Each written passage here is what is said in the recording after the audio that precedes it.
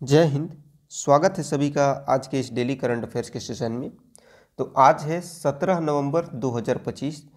तो आज के इस सेशन में हम लोग नज़र डालेंगे 10 सबसे महत्वपूर्ण करंट अफेयर्स पर, जो कि आपकी सभी प्रतियोगी परीक्षाओं के लिए उपयोगी होगा। तो आइए शुरू करते हैं आज के सेशन को और देखते हैं सबसे पहले प्रश्न को। तो सबसे पहला प्रश्न है, which country recently signalled rejecting the global nuclear order, यानी कि हाल ही में किस देश ने वैश्विक परमाणु व्यवस्था को अस्वीकार करने का संकेत दिया है। तो ये संकेत अमेरिका ने दिया है। किसने? अमेरिका ने। हाल ही के परीक्षणों में अमेरिकी राष्ट्रपति के द्वारा रूस और चीन पर परमाणु हथियारों के प्रसार के आरोप लगाए गए, जिससे अंतर्राष्ट्रीय स्तर पर परमाणु नियंत्रण ढांचे पर सवाल खड़े हुए हैं। अमेरिका का कहना है कि वैश्विक समुदाय लंबे समय से जो परमाणु नियमों का पालन कर रहा है, वह अब बड़े देशों की गतिविधियों से चुनौती का सामना कर रहा है। अमेरिकी प्रशासन ने संकेत दिया है कि यदि यह ढांचा बदलने योग्य नहीं रहा तो देश अपनी सुरक्षा नीतियों में स्वतंत्र निर्णय ले सकता है। वहीं आज के अगले प्रश्न की बात करें, at what age did veteran actress Kamini Kaushal pass away, अनुभवी अभिनेत्री कामिनी कौशल का निधन किस आयु में हुआ? तो इनका निधन हुआ है 98 ईयर्स में। कितना?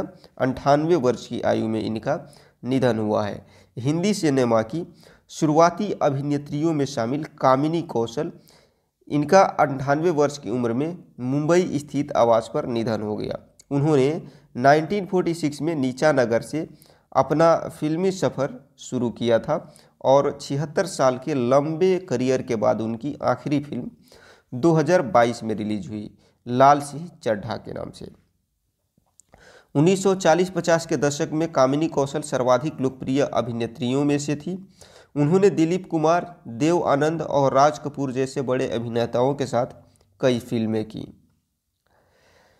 नेक्स्ट प्रश्न है आज का, the Phenom India conclave 2025 was inaugurated at which institute in India. Phenom India conclave 2025 का शुभारंभ भारत के किस संस्थान में किया गया? तो इसका उद्घाटन हुआ है CSIR IMMT भुवनेश्वर में। कहाँ पर? CSIR IMMT भुवनेश्वर में। केंद्रीय विज्ञान एवं प्रौद्योगिकी राज्य मंत्री ने फेनोम इंडिया कार्यक्रम के तहत CSIR IMMT भुवनेश्वर में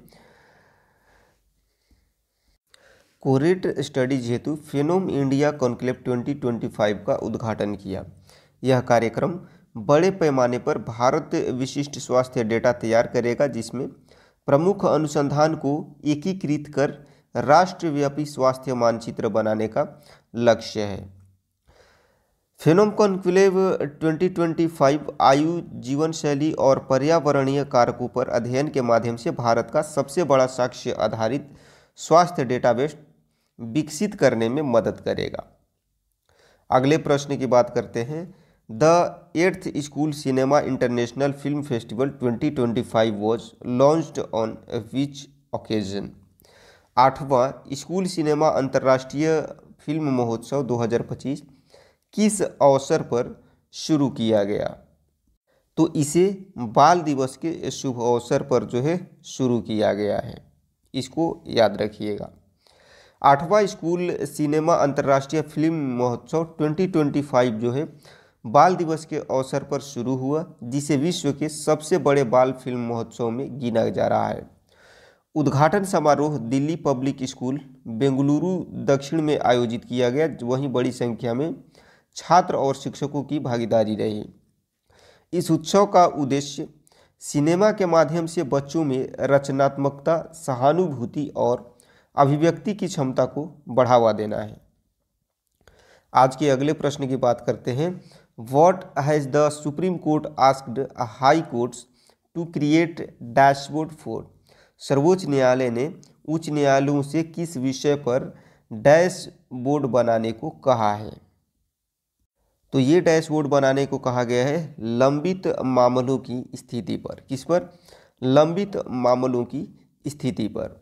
सर्वोच्च न्यायालय ने सभी उच्च न्यायालयों से कहा है कि वे अपने न्यायाधीशों के द्वारा लंबित मामलों में निर्णय देने में लगने वाले समय का सार्वजनिक डैशबोर्ड बनाएं। यह कदम न्यायपालिका की पारदर्शिता और जवाबदेही को बढ़ाने में मदद करेगा और लोगों को न्यायिक कार्य प्रणाली की वास्तविक स्थिति समझने में सहायक होगा। सुप्रीम कोर्ट ने सुझाव दिया कि हाई कोर्ट की वेबसाइट पर एक विशेष डैशबोर्ड होना चाहिए जो विशेष रूप से आरक्षण और निर्णय घोषणाओं पर केंद्रित हो। आज का अगला प्रश्न है, विच banks new branches were inaugurated by the union finance minister in Nagaland. केंद्रीय वित्त मंत्री ने नागालैंड में किस बैंक की नई शाखाओं का शुभारंभ किया? तो ये शुभारंभ हुआ स्टेट बैंक की शाखाओं के साथ। ठीक है, किसके? SBI। तो इस क्वेश्चन का राइट आंसर है स्टेट बैंक ऑफ इंडिया। केंद्रीय वित्त मंत्री ने किफिरे में नए औद्योगिक प्रशिक्षण संस्थान का उद्घाटन किया और क्षेत्रीय विकास को बढ़ावा देने के लिए SBI के CSR कार्यक्रम के तहत इसे शुरू किया। एक क्रेडिट आउटरीच कार्यक्रम में उन्होंने राज्य में SBI की 9 नई शाखाओं का उद्घाटन किया और लाभार्थियों को स्वीकृति पत्र भी प्रदान किए। कार्यक्रम के दौरान 350 लाभार्थियों को कुल 28.02 करोड़ के ऋण वितरित किए गए, जिससे स्थानीय उद्यमिता और रोजगार सृजन को बढ़ावा मिलेगा। अगला प्रश्न है आज का, what is the total cost of newly launched modernisation project at New Mangalore Port. New Mangalore बंदरगाह पर हाल ही में शुरू की गई नई परियोजना की कुल लागत कितनी है? तो इसकी जो कुल लागत है वो है 1500 करोड़ रुपए। कितना? 1500 करोड़ रुपए इसकी टोटल लागत है। भारत सरकार ने न्यू मैंगलोर पोर्ट की स्वर्ण जयंती 2025 के अवसर पर 1500 करोड़ की आधुनिकीकरण परियोजना की शुरुआत की है। न्यू मैंगलोर पोर्ट कार्गो की एक प्रमुख हैंडलिंग सुविधा है और गहरे समुद्री अंतर्राष्ट्रीय बंदरगाहों में भारत के शीर्ष 10 बंदरगाहों में शामिल है। अरब सागर के तट पर स्थित यह बंदरगाह 1974 में प्रमुख बंदरगाह घोषित किया गया था और 1975 में औपचारिक रूप से शुरू किया गया था। आज के अगले और आखिरी प्रश्न की बात करते हैं। Which two countries will jointly host the 2026 FIH hockey world cup. 2026 FIH hockey विश्व कप की संयुक्त मेजबानी कौन से 2 देश कर रहे हैं? तो ये दोनों देश हैं बेल्जियम और नीदरलैंड। कौन कौन से दोनों देश हैं? तो ये हैं बेल्जियम और नीदरलैंड। बेल्जियम और नीदरलैंड ने 15 से 30 अगस्त 2026 तक पुरुष और महिला दोनों वर्गों के FIH हॉकी विश्व कप की संयुक्त मेजबानी करेंगे, जो पहली बार दोहरी मेजबानी और दोहरी लिंग संस्करण होगा।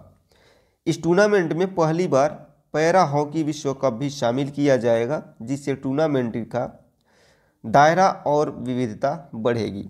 इस नए प्रारूप में प्रत्येक लिंग के लिए 16 टीमें होंगी और टीमों को क्वार्टर फाइनल तक पहुंचाने के लिए दूसरा चरण भी जोड़ा गया है, ताकि प्रतिस्पर्धा और रोचक हो सके।